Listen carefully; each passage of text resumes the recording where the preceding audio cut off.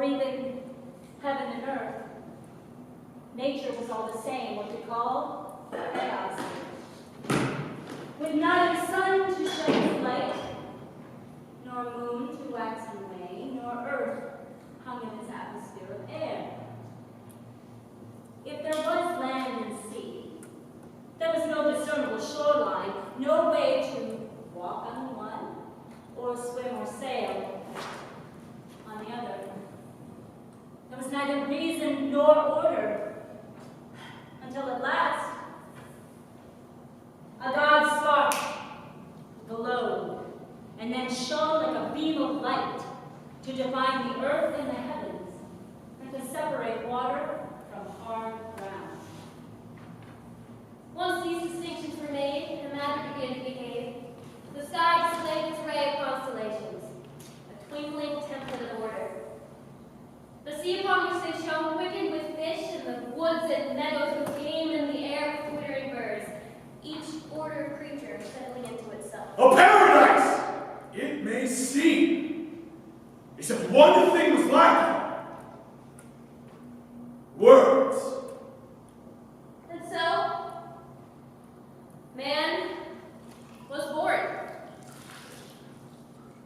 He was born so that he may talk. Some say that God perfected the world, created his own divine substance, the race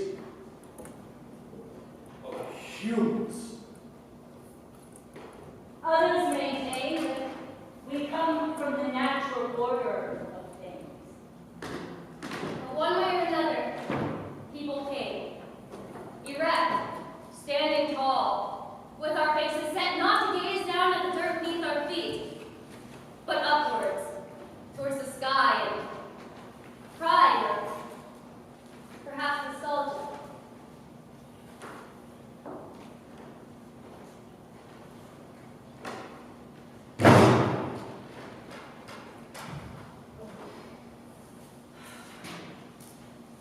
What would you do with all the money in the world? What a question. Well, I know what I would do. Well, don't you want to know what I would do? No. Well, I'd never do laundry again. That's it, that's the big dream. Among other things. Would you two like to hear a story? About rich people. Well, yes. Oh, yes. There was a certain king named Midas. Net worth, 100 billion. Now, I am not a greedy man, but it is an accepted fact, a proven fact, that money is a good thing. A thing to be longed for, a necessary thing, and by God, Hello? Now, it wasn't always this way with me.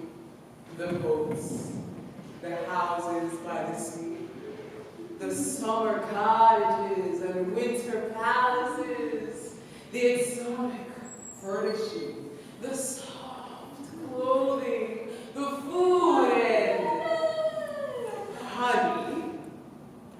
Can you stop that now? Be still now. Daddy's talking. Excuse me. The outrageous food and the 200-year-old wine. No, it wasn't always like this. I grew up from poor, and I worked hard all my life. Still do, mind you. My father was a minor manufacturer in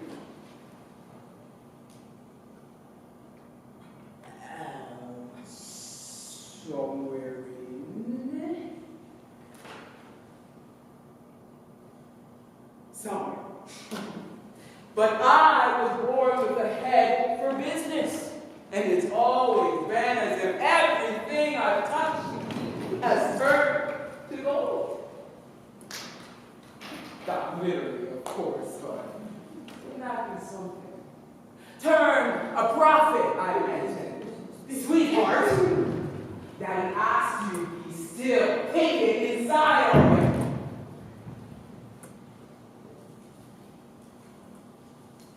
You see this food. It costs a pretty penny, I can tell you.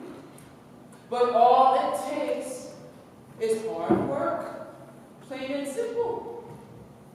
And those who haven't got it in them, well, what can anyone do? They just haven't got it in them. Be still! You're driving me nuts already!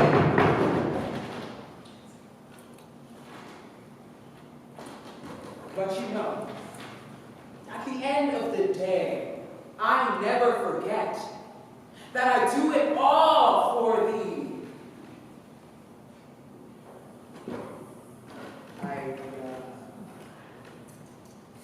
I do it all for thee.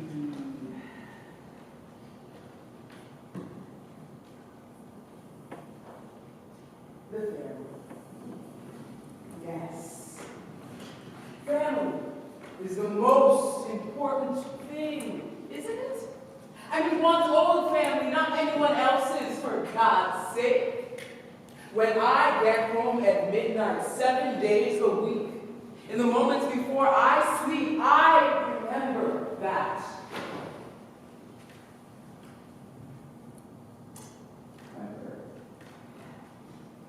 That family is what really matters. Sir? Yes, what is it? This man's been causing trouble in the town. We believe he is a vagrant, sir, of the worst, most drunken kind. Okay! What should we do? Nice place! No. No need, no need. In my day, I've certainly read 3 sheets to the wind. 3 sheets to the...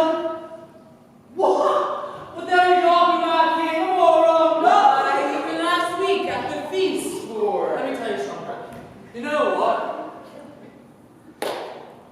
No. Let me tell you, yes. Let me tell you something. Yes, all right. I've been all over the world. Have you? Yes, almost have. Well, I've been all over the place. How nice. Listening, but let me tell you, there's a country beyond this one where... How very fascinating. Well, if you'll excuse me... No, listen, I'm straight from the crowd and lost now. But there's a country in Asia. Further. Africa? No further, over the ocean. I've been there. Oh. King, I tell you, it's like a dream.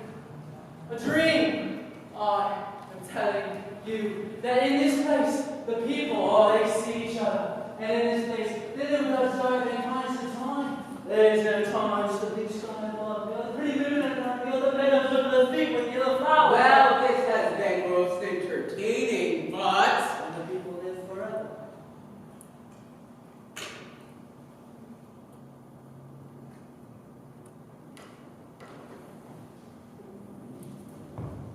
What?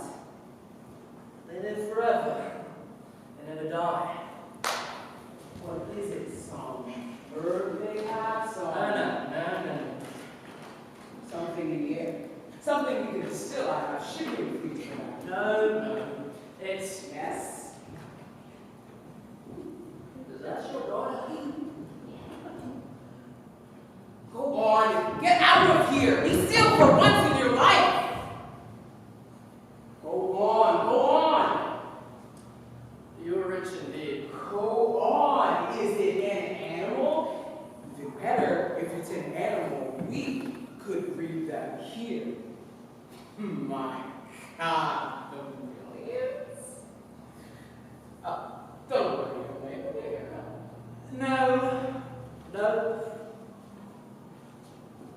No.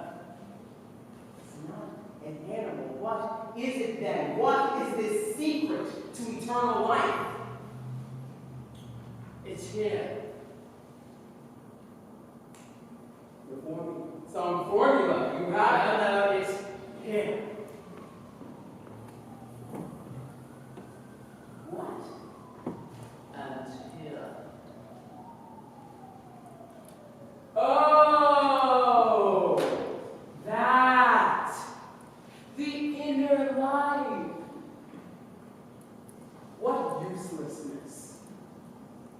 All right, off you go then, you may sleep in the cabana. Well, thank you. Turn him over. Someone turn him over before he drowns.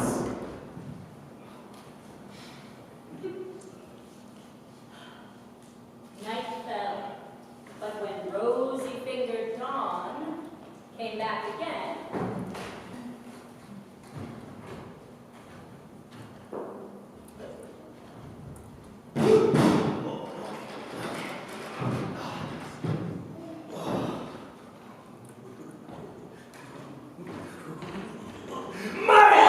Good Lord, who's there? It's Bacchus! I hear you have a follower of Follower. mine.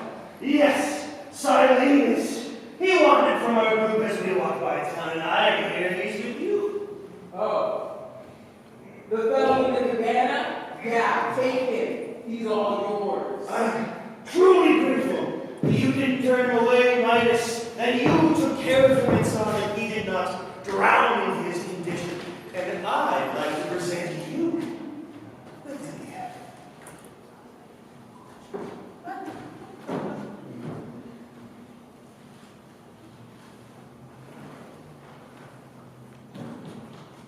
A gift. Some ability, minor miracle, something to do with parties? Anything. Yes, anything at all. You promise. Of course! Then grant me that everything I touch, everything I lay my hand upon will turn to solid gold. That's a really, really bad idea. What do you mean? It's a bad idea. It's a brilliant idea. Think about it, Mike. No, you think about it. You made your own. We had a deal for God's sake. Now follow through.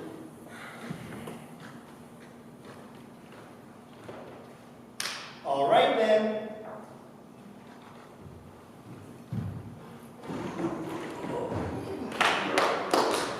from that moment on, everything he touched turned to solid gold. Oh, wait a minute.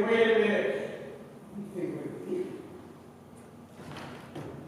He went walking, and with every step, the gravel under his feet turned to golden nuggets. Delighted, he put his hand to branches of trees and flowers and had gold branches and flowers. All day long he experimented, almost insane with happiness that the whole of the world could become his personal treasure. Late at night, he stumbled back into the courtyard, his arms laden with precious gold.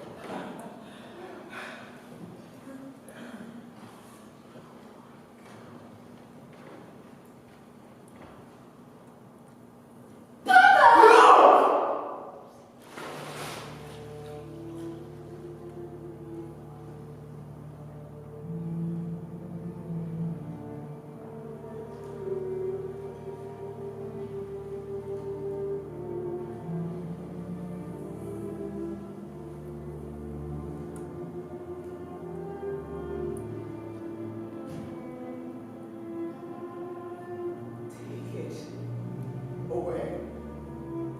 Bacchus, take it away. I can't. No, yes, you can, you must. Take it away. I'm sorry. No, take it away now. There is one way, Midas. What? What is it? Walk as far as the ends of the earth. Look for a pool of water that reflects the stars at night. Wash your hands in it, and there is a chance that all will be restored.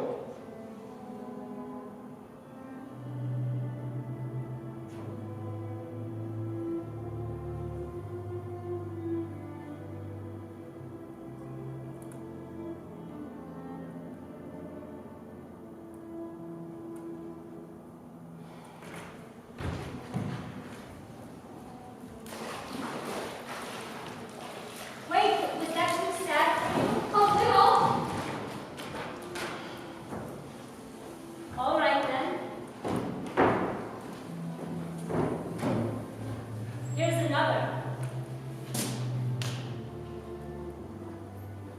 There once was a king named Saex, who had as his queen Alcyone, daughter of Aeolus, master of the winds. These two adored each other and lived in a monotony of happiness. But nothing in this world is safe. This is true. It is. One day, Alcyone had heard that Saex had ordered his ship to be made ready for a long sea voyage to visit a far-off oracle. How could you leave me alone? I'll pine in your absence. Overland is a long and arduous trip, but I still prefer that to a voyage by sea, which I fear, for my father's winds are wild and beyond anyone's control. You may think as a son-in-law you get some special treatment. Not so. Once those winds escape my father's caves, they are wild, savage. As a little girl, I watched them come home, exhausted and spent, and I learned to fear them then. Now I'm petrified, surely, she said. You died. My life is over. I shall be cursed with every reluctant breath I draw. My love, I hate to choose between my journey and you, but how can I live this way?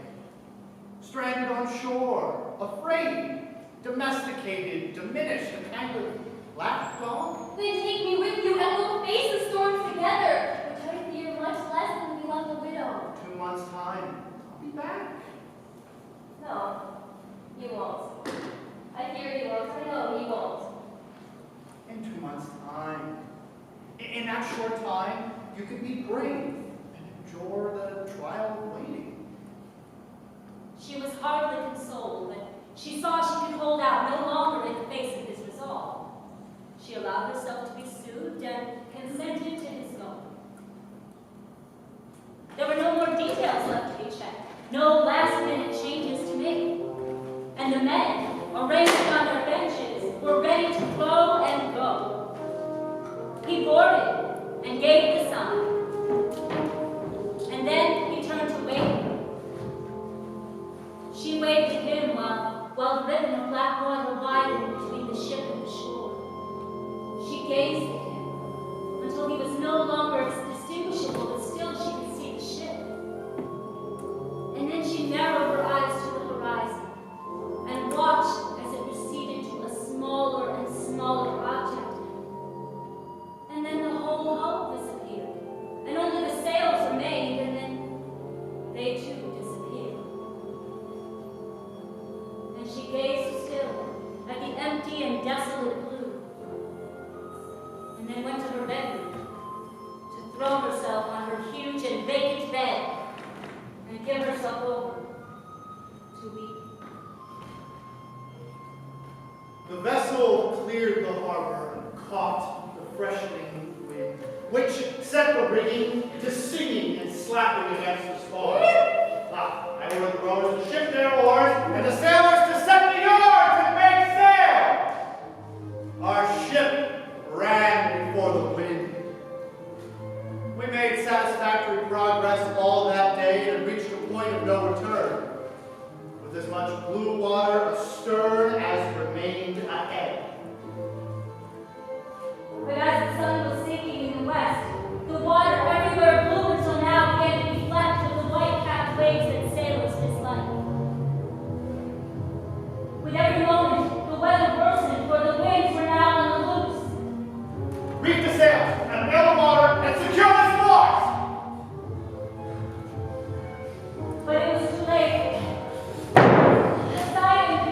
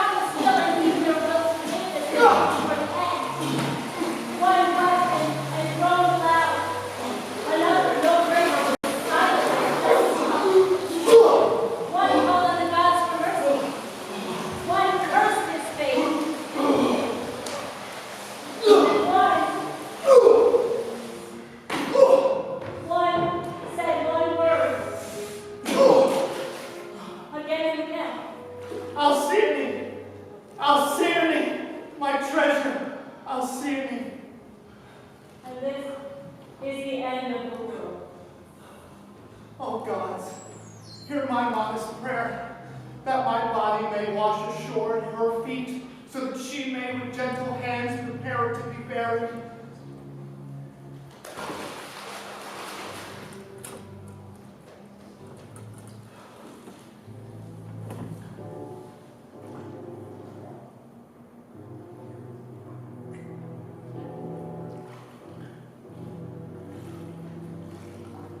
Nothing was left. Nothing but the slow parade led by Hermes to the other door.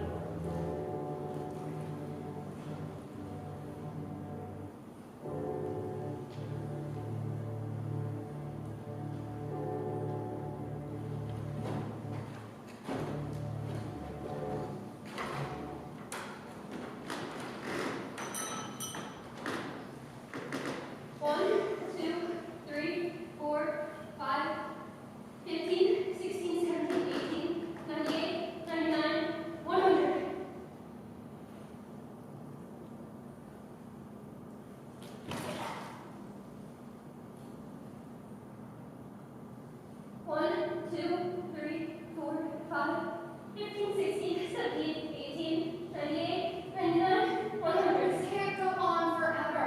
Look at her, Iris. She's moved her vigil down to the shore, and now she's sleeping there. 98, 99, 100. Saints? Saints, come home. I'm here now.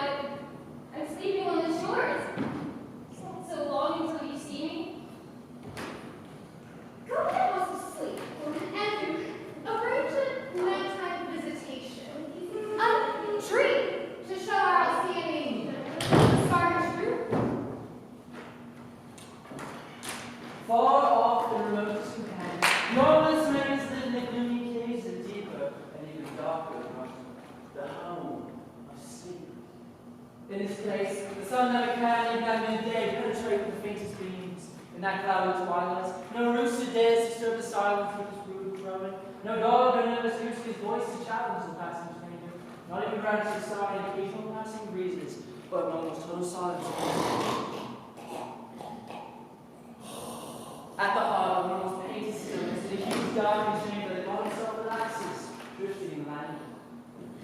Around him, the fragments of this sort of dream hover over the floor, and around confusion like leaves from trees that let go, float in the currents of air, and forward with gorgeous billows below. Hello? Into this strange and breathless place, arcs the rainbow intrudes.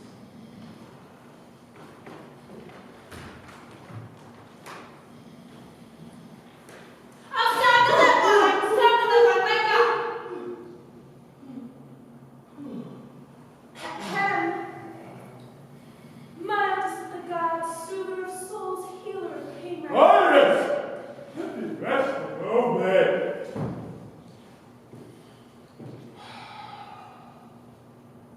Iris, what do you want? Devise, if you can, some form to resemble the king Ceyx, and send it down into a dream to his wife, Queen Halcyone.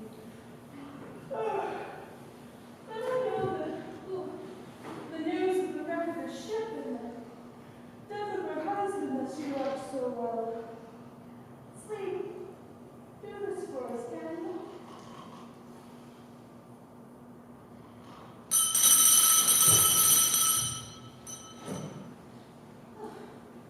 Fella.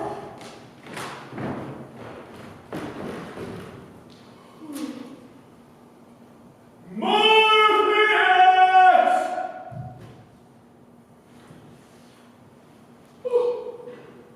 Morpheus! Go. Change your shape now. It says, go to his wife. Tell her. Tell her he's dead.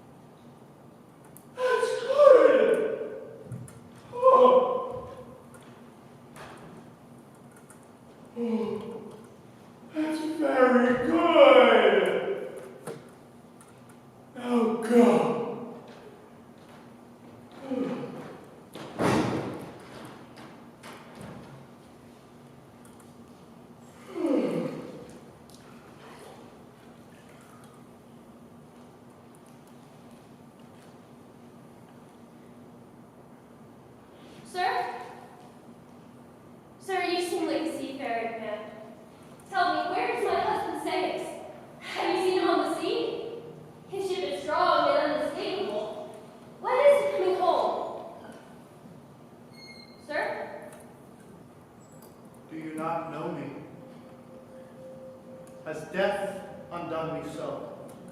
No. Look at me. I charge you, look at me. No, I won't. Look at me and know your pleasant ghost. Your prayers have done no good, for I am gone, beyond all help and hope forever. Go away! I am not some bearer of tales, but the man himself to whom it happened. Look at me, my little bird. I told you. I knew the day you set sail, I had lost you forever. Your ship, my boat, and my life all grew smaller at the same time. You should have allowed me to come with you. Little bird. No, this is no good. That I should be living with me elsewhere or nowhere. I'm drowning down in the air and stuck on a land where the currents are just as cold and cruel. Get up from your bed and put on your morning clothes. Wait, no, where are you going? Wait for me, I'll go with you. As wives are supposed to go with their husbands.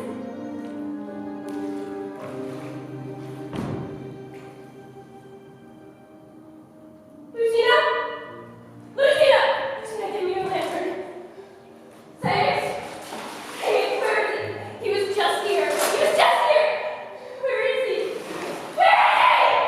All that night she searched along the shore for her drowned Greek husband, but she found nothing. Not even footprints. Only wave after wave of black ocean. And when morning came, she narrowed her eyes to the horizon. She remembered how he had looked on that other day. His last kiss, the way he turned to the ship, could hardly stand her, then turned again to her. What is that up there?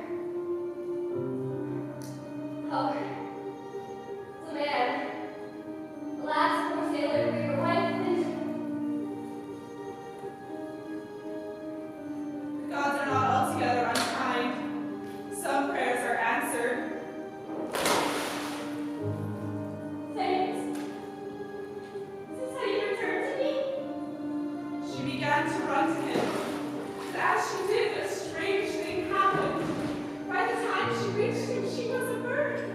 She tried to kiss him with her bill, and by some trick of the ocean's heaving, it seemed as though he reached his head up in response. You ask, how could he have felt her kiss? But better ask, how could the gods not have felt this? See this and not have compassion? For the body was changing, restored to new life and renewed as another seabird. Together they still fly just over the water's surface, and they mate and rear their young, and for 7 days of each winter, Alcune broods on her nest that floats on the gentle water. For Aeolus, her father, then keeps the wind short rein. For 7 days of each year keeps calm upon the ocean. The days we call the halcyon days.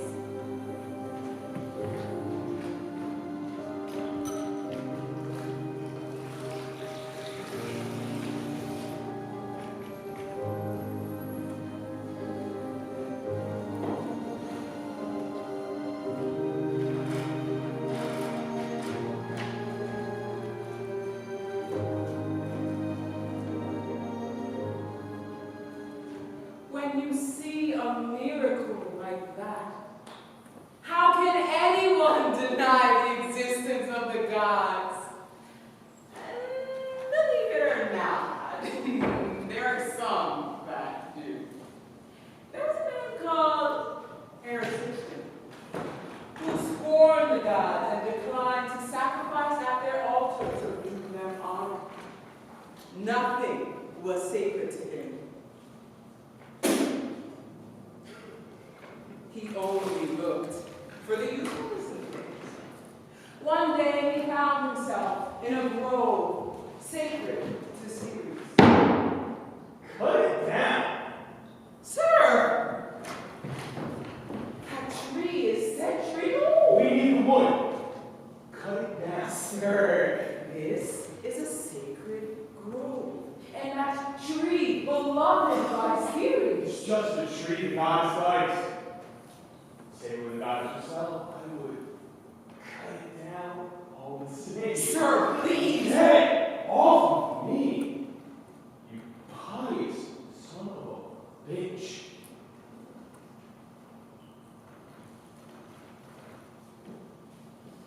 And he cut the tree down. Sir, Who's that? I am the tree itself speaking. My kind of death means but one thing. And what might that be? That you will never get away with this. Oh, now I'm really frightened. But the goddess Ceres heard the cry of her tree, and her mind immediately began to move upon torments that she might inflict. O'Regan! Yes. There is a place in far-off Scythia. Nothing grows there, no wheat, no grass, no trees. There you will find, huddled together, cold, fear, and gaunt hunger.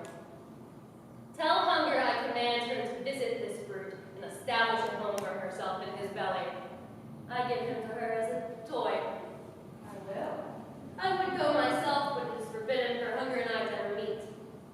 Aurea flew off to the Caucasus, a bleak and nightmarish region.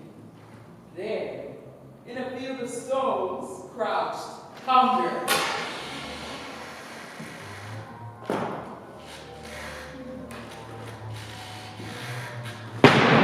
Pulling from between the rocks with her teeth and filthy fingernails, some tiny bits of moss. Her hair hung down in rank and matted locks. Her eyes were sunken and circled. Her lips were slack and cracked. The bolt of her ribs stuck out, as in every bone in her body. One could count the knobs of her spine. Hunger! Ceres commands! Yes. Brother permits you Yes. to go to Narcissus and never to leave him until he's finished.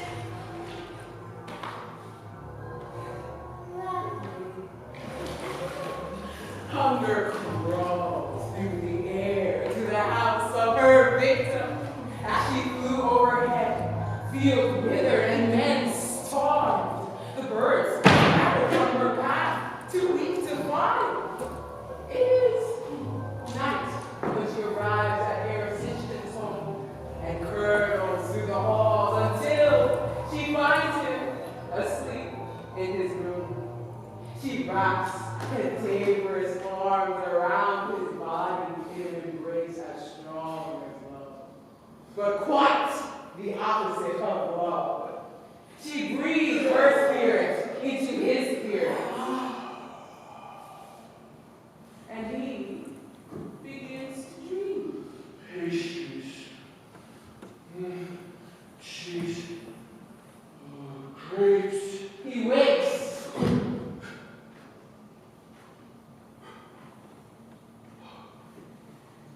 Bring me something to eat. Anything. I'm starving. But he can't wait to be served. He begins to eat everything in sight. Meal after meal, after meal, after meal.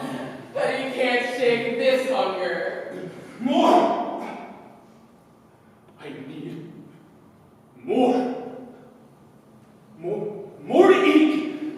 Baked shrimp and marshmallow, salami and ice cream, liver and donuts, everything in every possible combination. Even as he eats, he is planning new menus and complaining of his hunger. As the ocean ingests water from the rivers of this world and is never filled and remains thirsty and guzzles more and more forever, so he calls out for more. It isn't enough. It isn't enough. His fortune empties the larder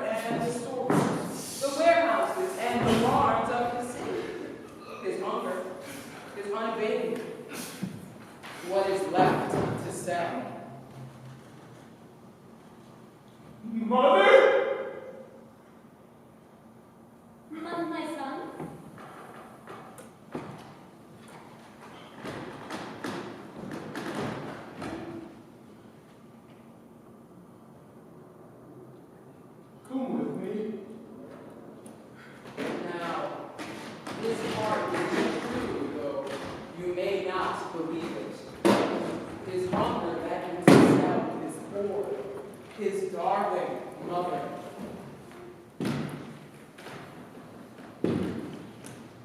She doesn't look so strong. She is. You had it forever. I can't give you. Just give it.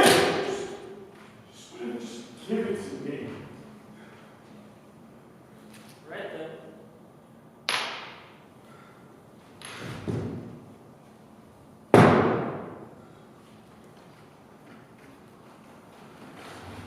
With the few coins he earned, he ran home to eat.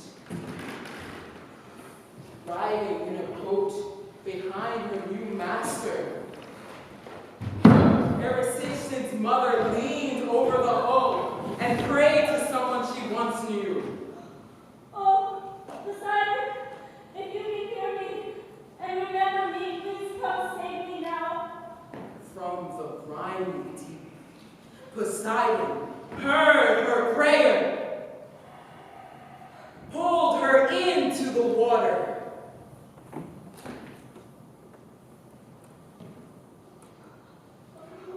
And changed her back into the little girl who used to play along his shores. The salty water licked the years away until she emerged. The one who gave him praise in childhood, shouting as she ran among the waves. This is the kind of sweet, unbidden praise that the gods adore.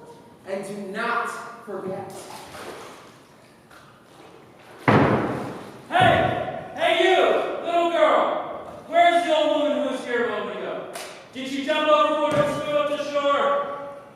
Sir, I swear by the God of the sea that no one has come to this shore except myself. I swear. To this day, at every hour, somewhere in the world, you can catch sight of that little girl playing along the shore. But let us return to our king. It was not enough. The money she earned for him was not enough for his needs. The emptiness within him was unappeasable. You've seen such men yourself. I'm sure. I need more. I must have more. The godless are always hungry, More! always yelling at waitresses.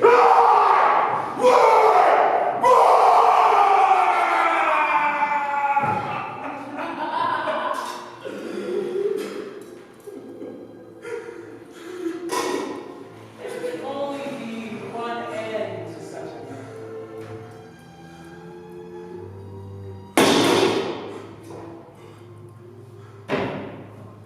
He will destroy himself. Bon appetit.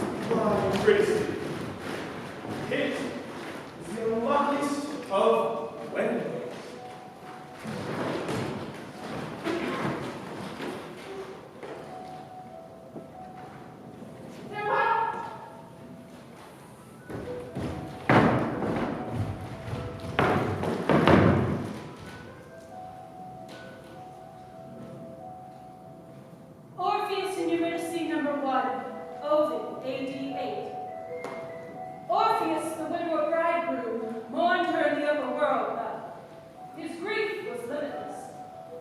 Inconsolable, desperate, he left the warmth and sweetness of our air, and dared to descend to the river Styx, and crossed it into the underworld.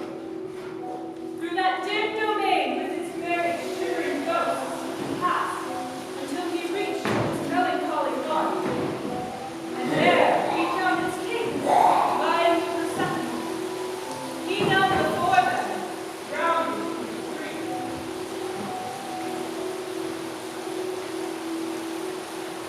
I don't know what power love has down here, but I've heard that he is some, but we brought you two together. If that is true, that passion moved you once to listen to me. I've tried to master this grief and I can't. I understand that I'll come here in the end. My bride, Eurydice, will soon enough be your citizen in the ripeness of her years. I'm asking for a loan, not a gift. If you deny me, then one thing can be certain: I want you to keep me here as well. As Orpheus spoke, the pale phantoms began to weep. Tantalus was no longer thirsty, and Sisyphus sat on his rock to listen. Orpheus, turn around. Eurydice.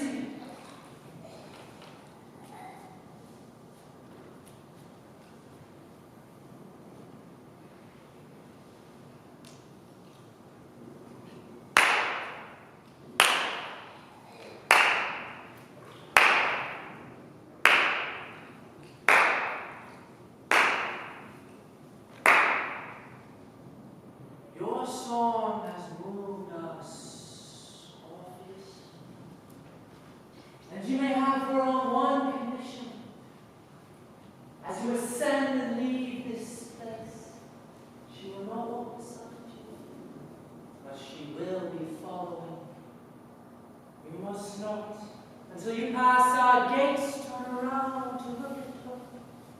If you look at her before you reach the sunlight, she is ours forever. I understand. Hermes will accompany you. And remember, hesitation or doubt, and until you must be returned. A simple enough condition. It ought to have been. The singer led the way, ascending along the sleepy path of the myrrh. A long way they traveled, almost all the way they traveled. You know what happened. Concern for her, not quite believing it wasn't some cruel delusion, a dream, or a mirage. He turned. Farewell. This was his last sight of her, but he saw it again and again. Farewell. Is this story a story of love and how it always goes away? Farewell. Is this a story of how time can move only in one direction? Farewell. Is this story a story of an artist and of the loss that comes from sudden self-consciousness or impatience? Farewell. Orpheus and Eurydice number 2, Rainer Maria Rilke, 1908. He said to himself, they had to be behind him. Said it aloud and heard it fade away. They had to be behind him. But their steps were ominously soft. If only he could turn around just once.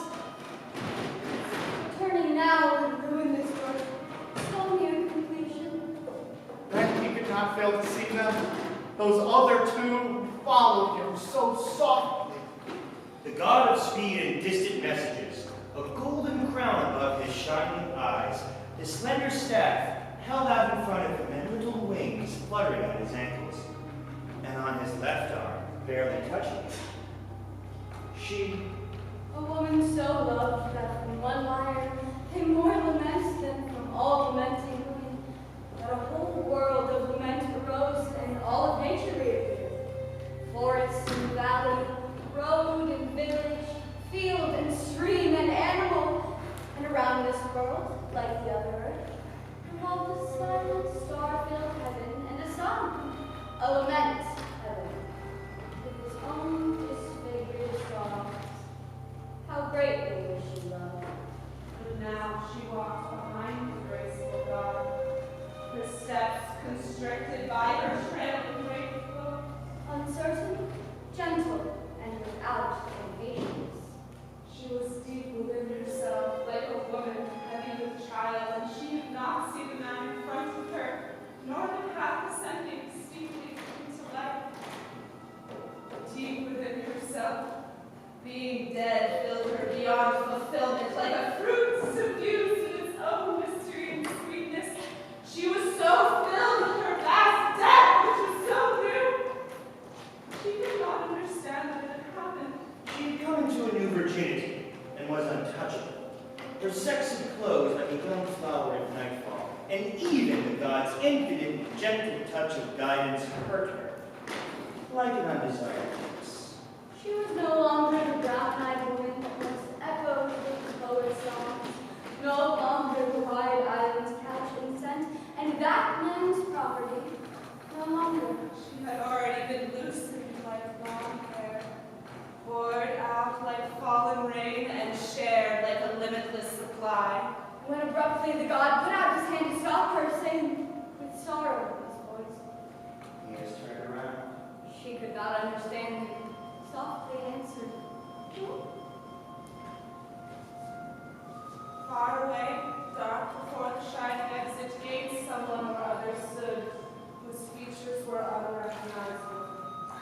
He stood and saw out on a strip of road among the meadows with a mournful look, the god of messages, silently turning to follow his small figure, already walking back along the path. Her steps, restricted by the trailing grave clothes. Uncertain, gentle, and without impatience.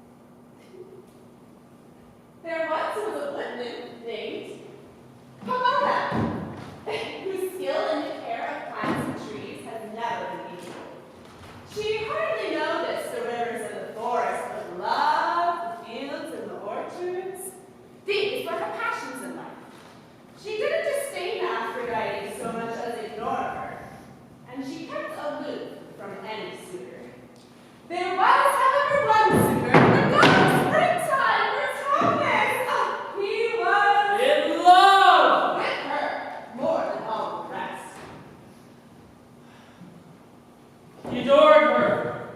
And the man was shy or was he used to disguise himself? Would put on a working man's shirt and a hat and stick hay stalks behind his ears to look like some sort of sword of young. Harry. When that produced nothing, you thought he might hold in his hand a crooner, trying to seem as though he were a field hand who tends to the grapes in their arbors.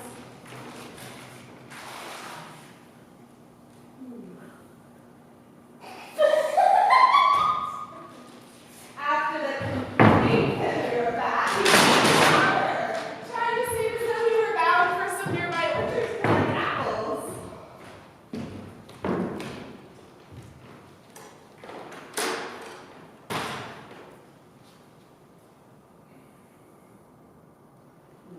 With wigs, costumes, makeup, and one stripped himself out as a soldier, romantically returned from foreign wars.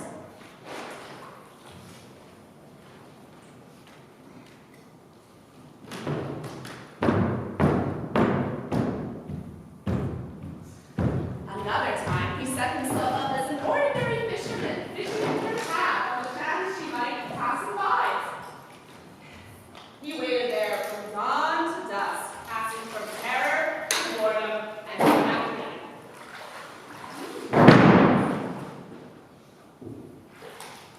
When just to be near her. Oh, to stand there and gaze at her beauty! And maybe to whisper, "Good morning." Or, Good afternoon. or,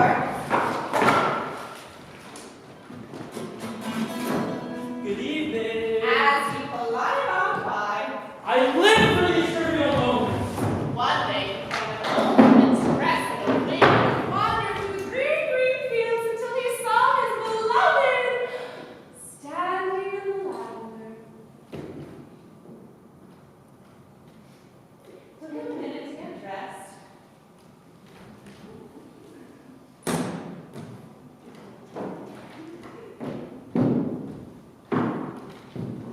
Lovely, truly lovely. But you miss, lovelier still. Just look at that, would you? And think how the tree and the vine complement each other, complete each other. Separate, they aren't much, but together they're, yes, they're splendid, darling. There's a lesson to be learned in that. One that you might consider. The way you've been keeping to yourself is no good. It's a sad violation of nature, as well as a waste. A lover is what you need to make you complete as a woman. You have many choices, I think, as many as hell. However, there is one that I recommend. Vertumnus. I know him as well as I know myself, and I guarantee that his eyes are for you alone. Consider that he's young, attractive, healthy, and strong.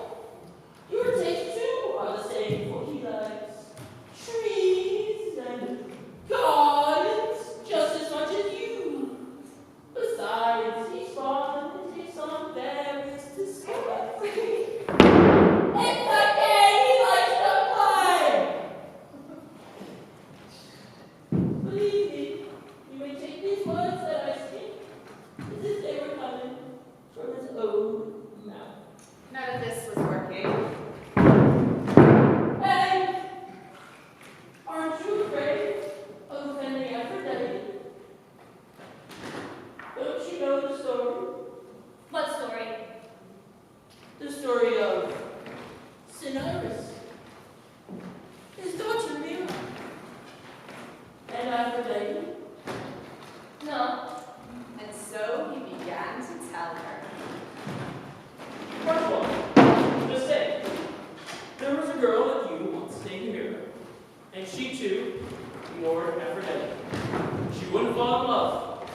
There were suitors everywhere, but she was blind. Finally, Betty had had enough and seized her with passion. So, It was a passion for her father. that isn't true. It is. You can shut yourself in a room, bolt the door, but love will come in through the windows. Draw the curtain, lock the casement, but love will seep through the walls. Never think that you can be safe from love. She struggled hard against her passions. Oh, gods, I pray you, keep off this wickedness. Let me be a daughter to my parents. Even to think what I am thinking is a crime. Or is it a crime? The animals I've seen will do as they please. The ram will go to the ewe which he has sired, and the birds will make nests with those the best ones held. How happy they are to be so free. But we have laws. But there are countries I've heard of with no such laws, where in the dark the bonds of love, already strong, may be made perfect. Why do I keep thinking of such things? Leave me alone. He is the best of men, the best of fathers. If I were not his daughter, I may lie with Sinaitis. But I am his daughter. You've been virtuous in body here, and now be so in mind. Mira, Pillar? why are you crying? Nothing. It's nothing. Then why must a girl like you be sad? There are shooters at the door every day, and keep refusing them, weeping in the corners of the house. Is there someone special you're hiding? No. What are you waiting for? Nothing. None of them pleases you. No. Then what sort of husband would you like? One like you. May you always be such a good, sweet girl. Midnight came and sleep crept through the palace to fold men into his arms. But Mira could not sleep. Tangled in a dream of her father, she tossed all night long, caught between her shame and her desire. Like a tree once wounded by the woodman's axe, that sways in the wind one way first, then the other, hesitates, but always falls.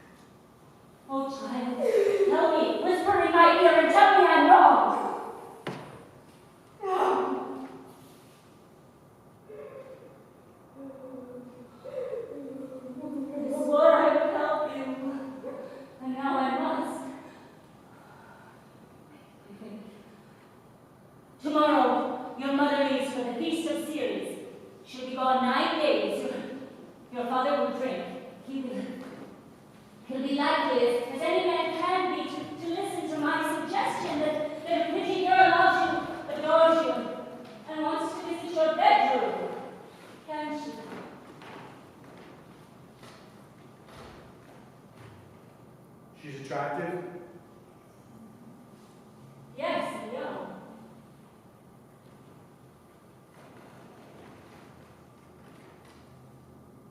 How you know?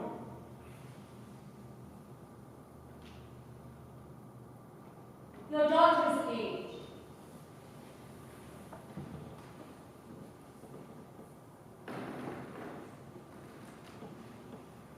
All right then.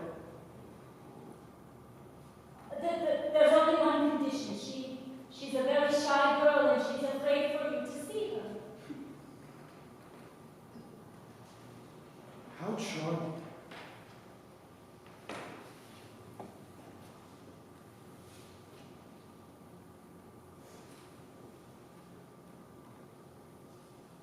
Part 3. The corridor. In the small hours of the night, when all was still in the palace, when the moon had fled from the sky and the stars had concealed themselves in a shroud of cloud, she set out for her father's apartment. She stumbled, recognized this as an omen, but turned down the hallway nevertheless. Continuing down the corridor, clutching her nurse's arm for support. The hall is apparently endless. But then, too soon, she arrives at the door.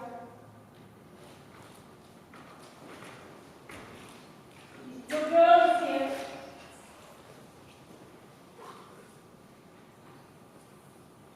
Part 4. Unnameable.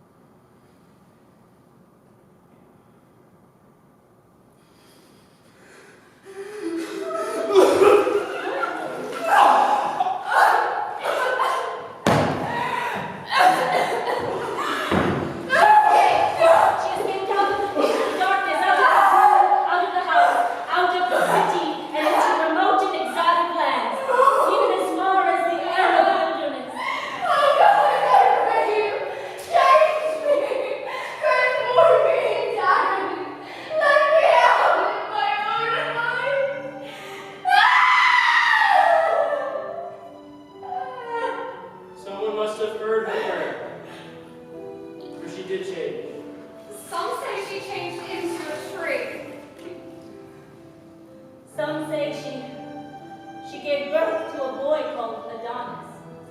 Others contend she dissolved to tears. And the last was not a mere expression, some rhetorical turn or poetic and hyperbolic trope, but simply the unadorned, terrible truth. She stepped into a shimmering stream and began to dissolve. Her body melted.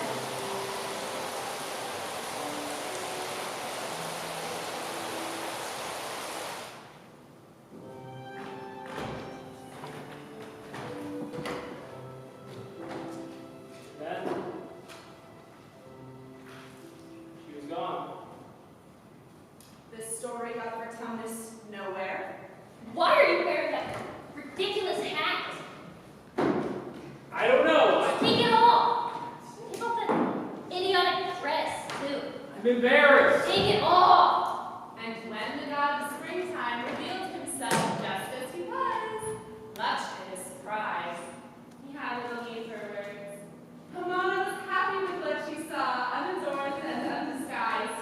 Soon enough, the vine was clinging to the tree.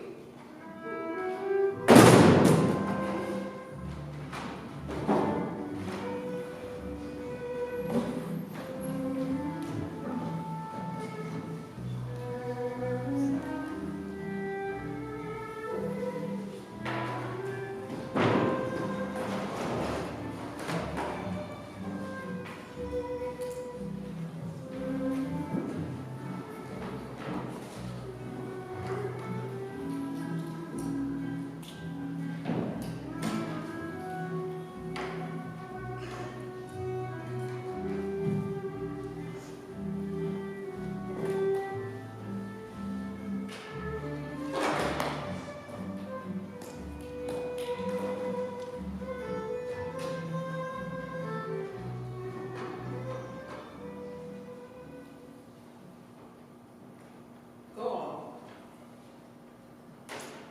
Well, my parents were separated when I was really little, before I was even born. It was sort of a one-night sort of thing, except it was midday in a meadow, where my mother went to watch my father pass by every day. Anyway, I always knew who he was. When I see him pass by every day, of course. Who doesn't? I never knew him. And he wasn't really around me. Around us. Where better might we find a more precise illustration of the dangers of premature initiation than in this ancient tale of alternating parental indulgence and neglect? I went to an expensive school. There were a lot of boys there who were, some of the rich and famous. One day we're on the playground. This one kid, the Bacchus, he goes to me, "Hey, Sophia attendant, blah, blah. Who's your father? What does he do? Blah, blah, blah." So I tell him my father's his son. And he says, "Tell me another." And I say, "He's the son. He's Phoebus Apollo." And he just basically trampled. Just basically beat the shit out of me like I was lying.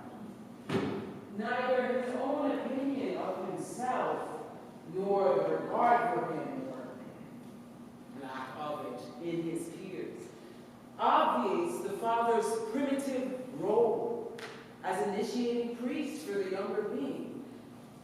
Now, it cannot be contested that the absence of this figure to the son is an almost irredeemable loss. So I go home and I say, "Mom, this happened, at school." She gets all upset, crying and everything. She still loves him, and it's an insult to her as well. Can you believe that? And I'm like, "Well, it's true, there's no proof of it. It's unfair to us, that there's no proof." She gets more upset. And she says, "Hear me, my child, in all his glory your father looks down upon us. By his splendor I swear that you are his truly begotten son. That fiery orb you see crossing the sky each day, whose heat enlivens and enables the world known as our days and nights, is indeed your son. Believe me, my darling." Blah, blah, blah. When he matures past the customary eating of the mother breast. The child seeks to individuate beyond its enfolding gates and turns to the new symbols of the paternal, thus beginning his spiritual passage from one sphere to the next. So she tells me to go to the valley where my dad goes to work every day and just ask him to set me straight.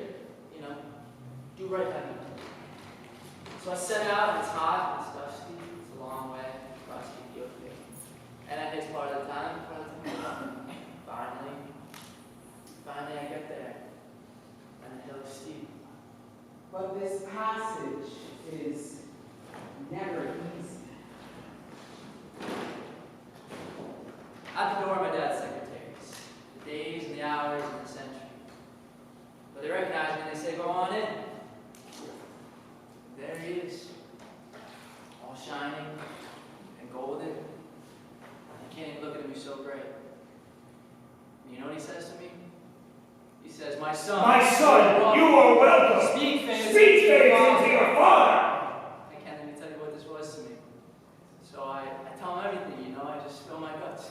He listens to me and he says, let me grant you a favor. Whatever you ask shall be yours. The conventional exordium of the initiate from latent to realized potential is inevitably accompanied by a radical realignment in his emotional relationship with the immigrant of parental authority. Now, there's only one thing I want. I mean, it's obvious, right? I say, give me the keys to your car. And immediately he starts backpedaling, saying it's his job. It's my job. No one else can do it. You can't do And I it. open the sky door of the bull and the lion and the scorpion. There's a To scorpion. get me. And I said, give me the keys to your car. I want to drive myself across the sky. It's my turn, you promise. I want to light the world today.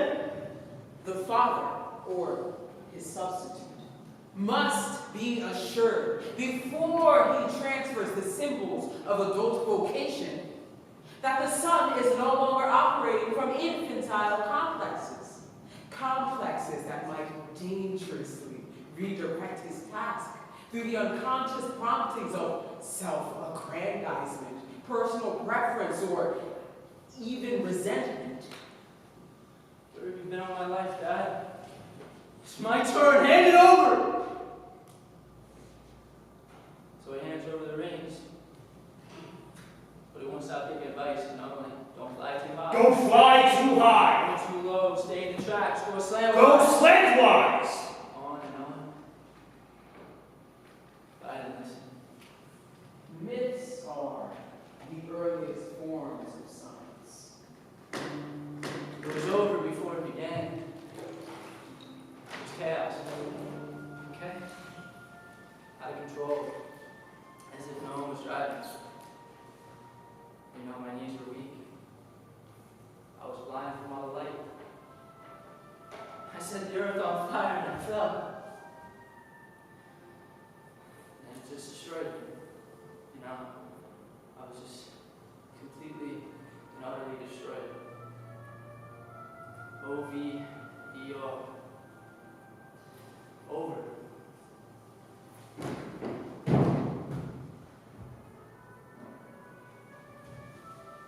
It has been said that the myth is a public dream, that dreams are private myths. Unfortunately, we give our mythic sides scant attention these days. As a result, a great deal escapes us, and we no longer understand our own actions. So it remains important and salutary to speak not only of the rational and easily understood, but of more enigmatic things, the irrational and the ambiguous. To speak both privately and publicly.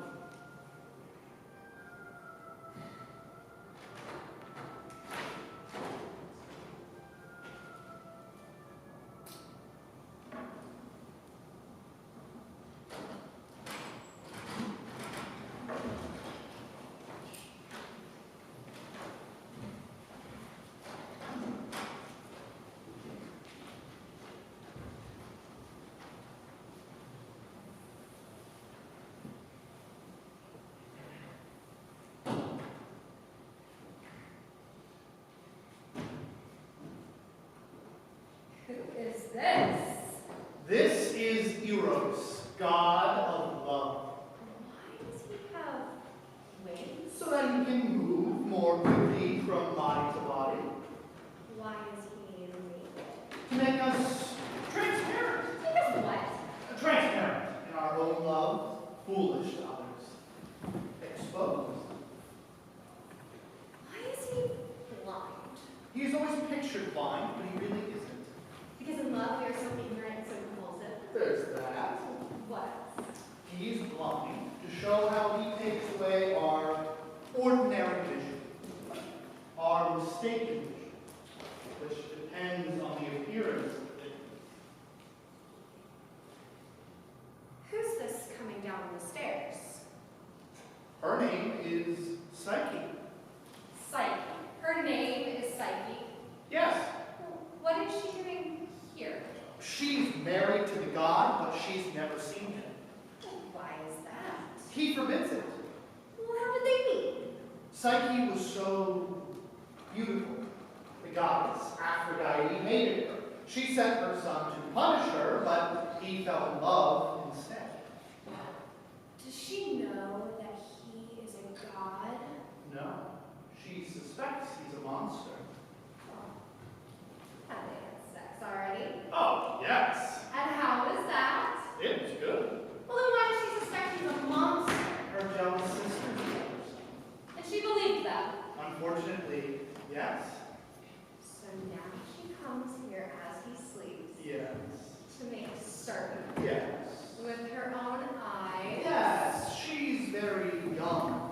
It happens all the time. Doesn't trust what she has felt herself. Well, not the radical trust that we need. What does the word psyche mean? In Greek, it means the soul. What's going to happen to her now? She's going to suffer. And? She's going to suffer. And? She's going to suffer. What does she have to do? She's given horrible and lonely tasks by Aphrodite, Such as?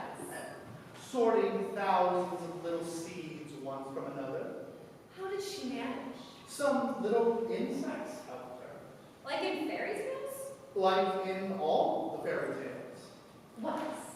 She had to go down to the underworld and fetch various things. Wasn't she afraid?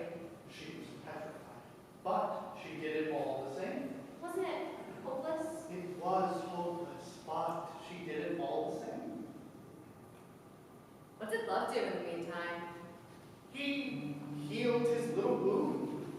It hurt him so much when she looked at him like that.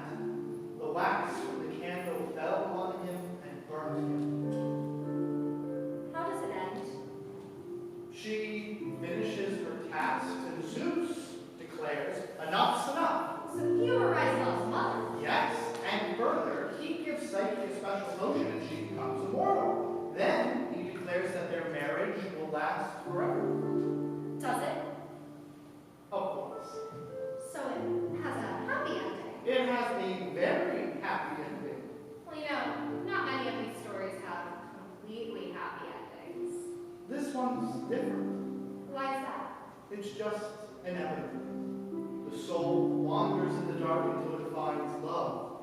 And so, wherever our love goes, there we find our soul. It always happens. If we're lucky, and if we let ourselves be lucky, Instead of watching out.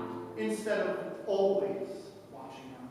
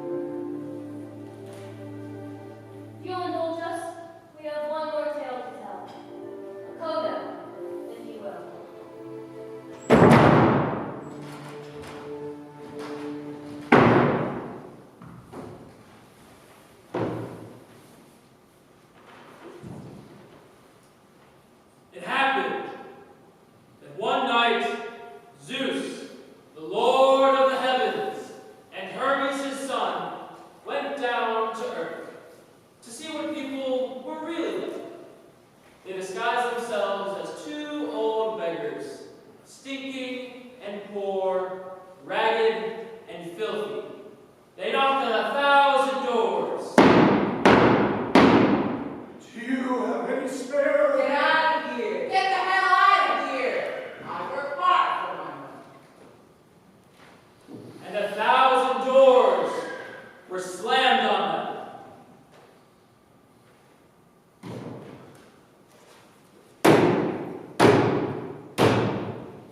Hello? We're tired. We live on the street and we hope that you might. Oh, I'm sorry. Oh, I'm so sorry. Sorry.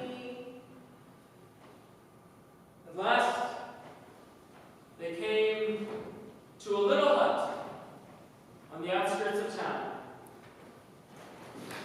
Why bother knocking here? We've been to houses of all kinds, homes of people with plenty to spare. Whoever lives here obviously has nothing. It's gonna try all the same.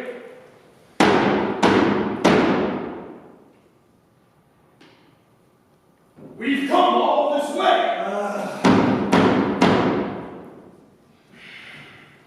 This is hopeless. Let's just go home. Oh, poor strangers! Fill out their guests at our door! You're strangers to these parts of town. We've lost our way. And Parsons, why are you standing there? We must bring our guests inside. Do you know us? Yes, you do? Of course. Then who are we? Why? You're children of God. Come in. Come in. The two immortals, satisfied that the gods could not see through, entered the home, lowered their heads to the door. Oh no, don't sit on the floor. Sit on the chairs, as quality people do. Philemon ran to get another chair. And Bacchus fetched 2 pieces of cloth to pad them so the strangers might rest easy. She stirred the coals in the earth and fanned the flames so she could cook them a meal. Philemon set out the embroidered cloth that they saved for feast days. Bacchus noticed that one of the legs of the chair was short, so she propped it up with a shard of a pot. Philemon set out with olives, green ones and black, and a saucer of cherry pies. And then there was cabbage and roasted eggs. For dessert, they were nuts, figs, dates, and plums. And basket of ripe apples. Remember how apples smell?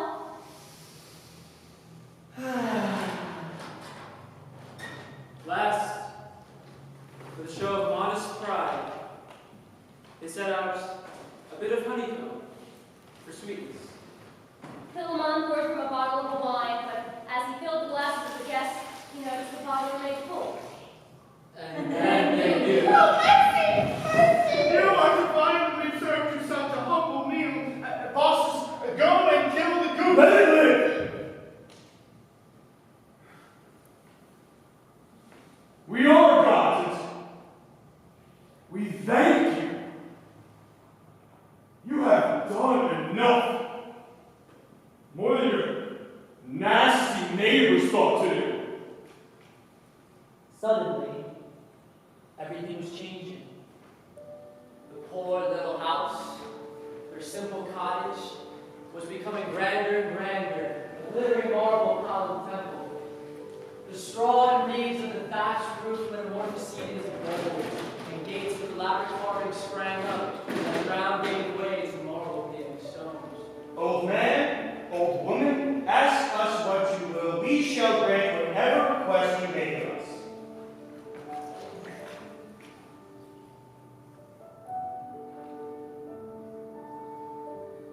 Having spent our whole lives together, we ask you allow us to die at the same moment. I'd hate to see my wife's grave or have her weep at mine.